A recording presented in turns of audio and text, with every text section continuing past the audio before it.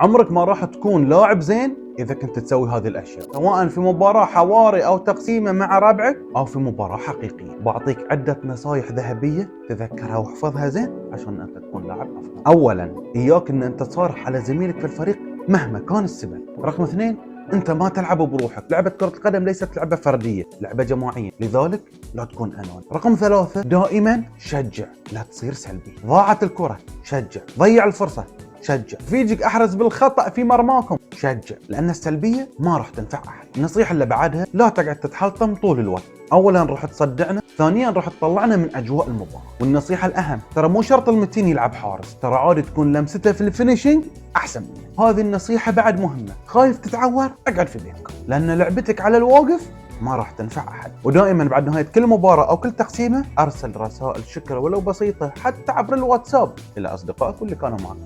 وبعطيك اهم نصيحه في العالم وطرشها حق اللي يسوي كذي، اياك ان انت تحلف على اللعب، خصوصا على لعبه انت فيها تدري ان انت غلطان يا ابليس. وتذكر ان الكلام والتعاون يخلي اللعب اسهل واجمل ويخلي الكل يتطور. وبس.